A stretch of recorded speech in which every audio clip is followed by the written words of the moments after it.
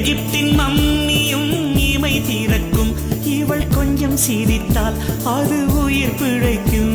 நிலவெங்கு நிலவெங்கு இவள் விழியில் ஊஞ்சல் ஆடுதே, ஊஞ்சல் ஆடுதே, ஆடுதே. இரு பிறையில் ஏஞ்சல் துளி ஆடுதே.